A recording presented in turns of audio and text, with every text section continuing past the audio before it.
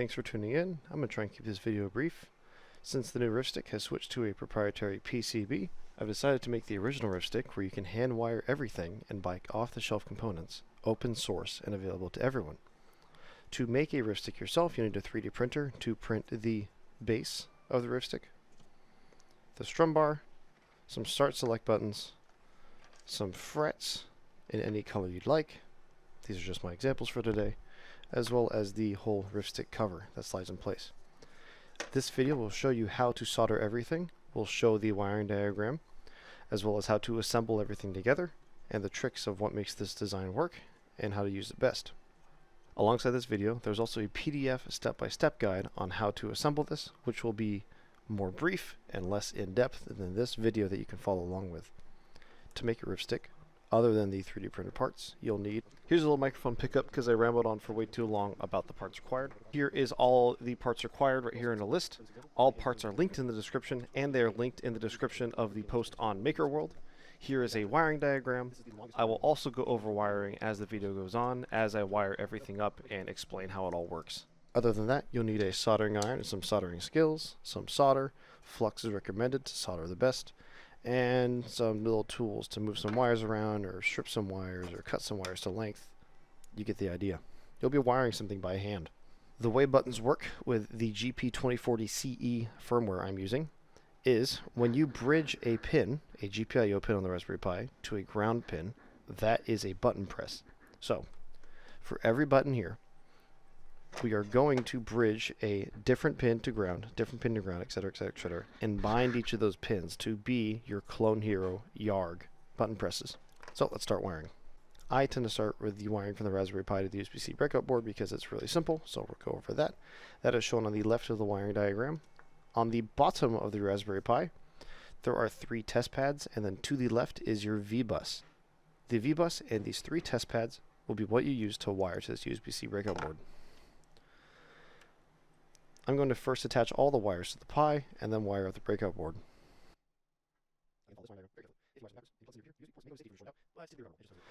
Typically, this is what I found to be the best way to wire everything up for this Raspberry Pi Pico, is you have your ground wire leading through the middle of these 2 wires, and these 2 are all connected, and your U.S. wire off to the side. You can wire these all absolutely individually. You do not need a ribbon cable. It's just what I ended up using. Let's go ahead and attach these following that wire diagram from the test points to the USB-C breakout board.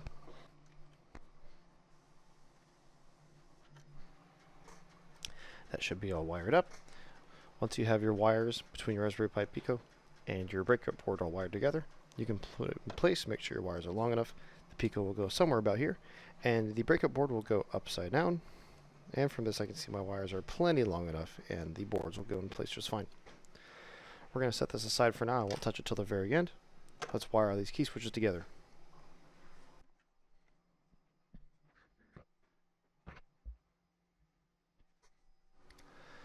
This is the sort of wiring that you're going to look for your buttons. This will apply to the strum bar as well as the start select buttons, and in a way all the frets. We have our 3 wires leading back to the Raspberry Pi. 2 of the wires lead to 1 pin of the key switches, and the other wire bridges the ground between them, so that makes our ground connection for both pins, and this makes our GPIO connection to the Raspberry Pi. This is my wire for the strum bar. Let's do the same thing for the start select buttons.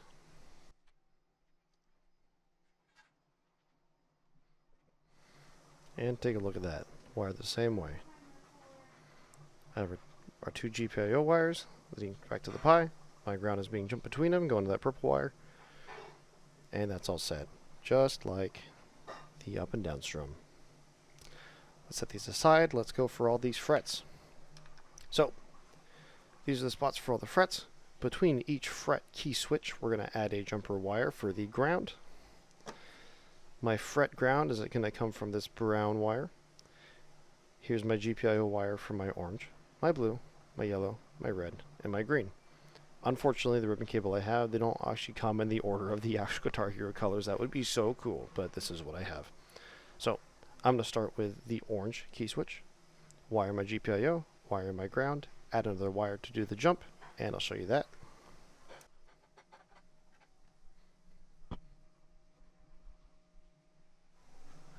Here's my orange fret key switch. I have my GPIO wire coming in. Here's my ground, and now I can lead this to the next one and jump the ground to the next one, the next one, the next one, etc. Let me wire these all up and show you what that looks like.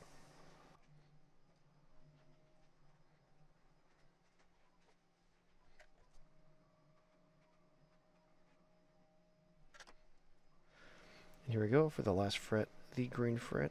I don't need to solder on a jumper ground wire because it doesn't need to go anywhere else. This is the last ground needed for this line of wires. This isn't my best work, but it will do for this demonstration video. Here we are. Here are your frets, your orange, blue, yellow, red, green. And the GPIO pin goes to each one, and ground is jumped between them. Now we have all of our buttons wired up to their wires. I'm going to screw the Pico in place, screw the USB-C board in place, and then we're going to put all the wires onto it. Now to screw the Pico in place, let's see what screws we have in our mystery screw bin today. Let's put that Raspberry Pi in place. Righty-tighty, lefty-loosey. These screws will thread directly into the 3D printed plastic. The Raspberry Pi Pico, you can screw it on all four corners. The USB-C breakout board, just those two big screw holes will do. Once everything's screwed in place, take a moment, look at your wire connections, make sure no wires are shorting. If they are, move them out of the way, give it a little bit of hot glue to keep your wires separate, or liquid electrical tape if you want to get fancy. Let's plug this into my computer and make sure it makes that Windows connection sound. When you first plug in the Raspberry Pi to your machine, it should show up as a USB storage device. This one does just fine. The Raspberry Pi Pico, when you get them from the factory, shows up as a USB storage device. You can just drag and drop the firmware straight on the Pico, and it will automatically install that firmware. Once you have your Pi Pico and USB-C breakout board wired in place, let's go ahead and wire in these buttons. We will start with the Start Select buttons, which is the shorter of these two sets. Our ground will be going to this 1, 2, 3rd pin. The ground pins of the Raspberry Pi Pico are squared, and the GPIO pins are rounded. Our ground wire, which bridges both the key switches, will go into the ground. The two GPIO wires will go straight onto the board on these lower 3 pins. Let's go ahead and show the camera that. There's our wiring. We have our ground pin here and our 2 GPIO pins. The wire that is closest to ground will be our start button, which will go here. The wire that's closest to the edge of the board is our select button, which will go here. There's my down strum and my up strum. A little something like that. Cool. Not going to pop those in place just yet. Let's go ahead and wire up these fret buttons. See some solder on here for start the pin. There it goes. Orange fret. Let's go ahead and take a look at those. There's our wires for our frets. Not my best work, but it's just for demonstration. We'll start by putting the frets in place. Now, on this 3D printed base, the frets will just snap in place, and there are cutouts almost everywhere for wires to pass through between each of these. Put these in place and show the camera. Wires on the right, ground on the left, cross place. Ground on the left, cross place. Same thing, same thing.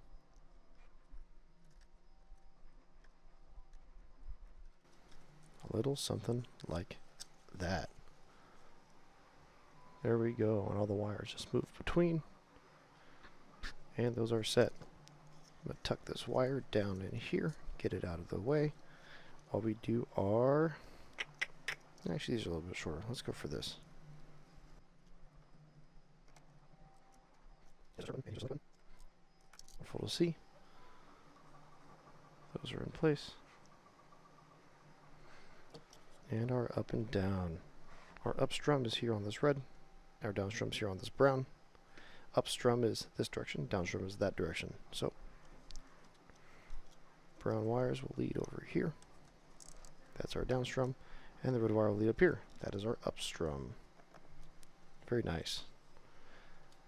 That is wired. Let's get to programming.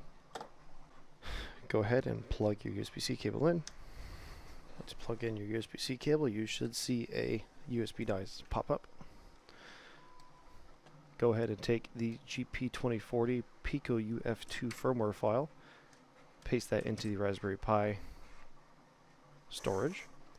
While that pastes, go ahead and hold down that start button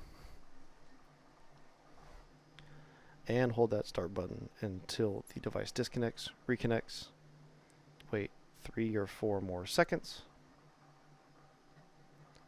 And then you can let go of that start button. Go ahead and open a web browser to http://192.168.7.1.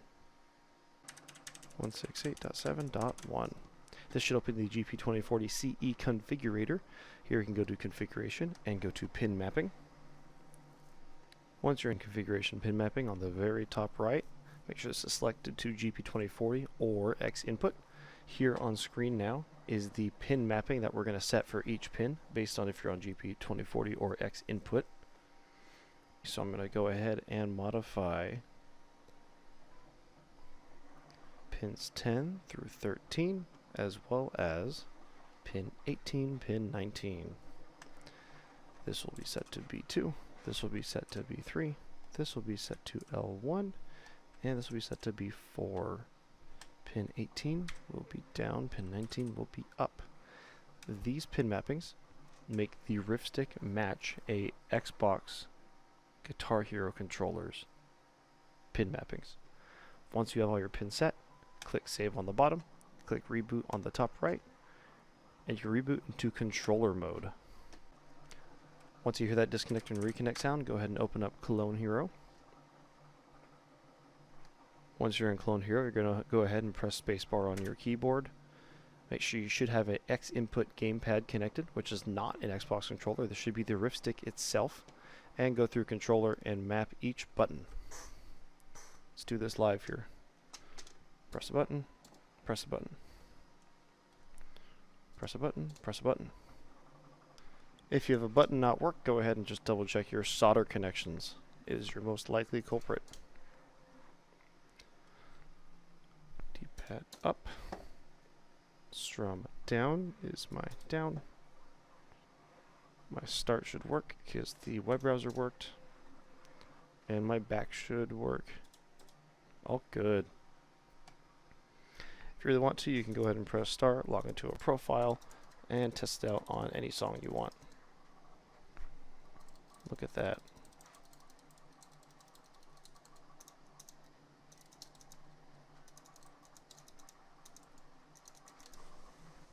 You've wired all the electronics. You've put on the firmware. You tested everything works. Let's put on these buttons. Close it all up. Easiest buttons to put on are start and select buttons. They are just press fit keycaps. Go ahead and line up that T. Put them in place and squeeze them on. When you squeeze down this button, as far as it squeezes down, is fully inserted. Same thing with the start button. Put that in place, just squeeze them down, and they're good. Our strum bar. Go ahead and take your Imperial number 6, thread 32, by 1/2 inch or by 3/8 inch screws. The black posts that hold up the strum bar are not threaded and free spinning. And as you screw this into the strum bar itself, it will thread in and hold tight. You don't want to screw these in all the way, just almost all the way. If you screw them too tight, the strum bar will bind up. So if your strum bar isn't rebounding properly or just gets stuck in one of the tilted positions, you might need to loosen one of these 2 screws. Quick note, make sure you screw in the strum bar before you place the frets, because you need the frets out of the way to do this right here. Yeah, nice satisfying rebound. Happy with that. Hardest part of all these redesigns I had to do were these frets. Now, when you print these frets, you'll likely notice that, let's see if I can get this to focus, there's a little notch. There's a notch here on the bottom, notch here on the right. Let me mark it and make it a little bit more obvious. If you look at the keycaps, and here on screen is one of the data sheets that shows this. On the T of the keycaps, there are little notches. Here there's a notch on the right, and there's a notch on the top. On the frets, I have little protrusions that actually click into place of these. So these are the sides of the fret where those protrusions are in place. You will need to print out frets depending on your keycaps because they're not standard which direction these are. They can be any random direction. So on your Riffstick, look at your key switches, and let's take an example here. My yellow, it's right in the middle. I have a indent that's facing towards me, and an indent facing to the right. So I need an indent that's facing down and to the left, which is right here and right here. Now, indent facing down and to the right, indent facing down to the left, because when I switch this fret over, then I'll have my downward right indent. See? And now this fret matches the grooves of this switch. So to put them in place, you can get them lined up by pressing them in place. They should stay on just a little bit, but it's not fully inserted. Go ahead and take a X-Acto knife, a box cutter, a straight edge, and your goal is to hold the blue part of the key switch up. So don't let it press down. You gotta hold it up by applying some lateral pressure. And while you hold the blue part of the key switch up, you gotta push the fret down until it snaps in place. Let's see if I can get this to focus again. Holding the key switch up and the fret clicks down to place. Yep. And it's snug, it's tight. You can still pull them off. If you hold the key switch down and wiggle these out, you can get them off. But what you're looking at here is the correct amount of insertion. Let's pick a different example here. So for this key switch, I have a notch facing toward me and a notch facing to the left. So let's find a fret that has a notch facing down and a notch facing to the right. I already have this one marked, so screw it, let's do this one. As I put this on here, this notch on the right will match and flip to be the notch on the left. Kind of aligns in place. This one's not going to squeeze in place, so I'll just hold it in my hand. Get this here, hold the key switch up in place while I press the fret until it snaps in. That's perfect right there. That's perfect. Go ahead and print out the frets that you need for the key switches you have. And keep in mind when you install these key switches, they will install this way or this way. So you might want to do your wiring and figure out where your key switches ended up to find out the direction, take note of them all, print out the frets that you need. The frets with this notch right here is your middle yellow fret. The examples I have are all notched. The frets that are smooth on top and have no notch are for your blue, orange, red, green. Because the notch on standard Guitar Hero controllers is usually a notch or a bump or something to tell you that's the middle fret. So that's why that design is here. That's why this flat design is here. So once you get all your frets in place, go ahead and take your Riffstick cap. Cap down, face down. Take your Riffstick base and put it straight over the top. As you lift the cap up, everything should start to line up. Might need to give a little bit of a wiggle. There we go. This is going to snap in place. I recommend pushing down the side where the USB-C port is first, and then move up to get the whole thing to snap in place. The fret should be lightly protruding. Strumbar has all clearance it needs. Start select buttons. Everything snaps in place, but real quick, forgot to mention, if you want to take your cap back off, go ahead and put your Riffstick down like this while those screws are moved. Hold any of the upper frets and the start or select button, and while you hold the buttons down, pull the cap up. That's how you remove the cap from the Riffstick. I'd recommend, I've had this issue here and there on these Riffsticks, where the keycaps will actually pop up out of place and mess up your gameplay, mess up your controller. They're kind of a pain to put back in while the cap's still on. I recommend taking some hot glue and just hot gluing these keycaps real quick. Just make sure they stay down there in place. If you really want to, you can hot glue the wires in place to make sure they're out of your way, or these connections here. I'm going to go ahead and do that all real quick and show you what that looks like to get this up strum and the back of the frets. And I'll go over my wires. You can just go straight over them. That will keep them from crossing their paths. Push in the board side first, and then the top half. And then put in your 9 number 6 by 3/4 inch screws.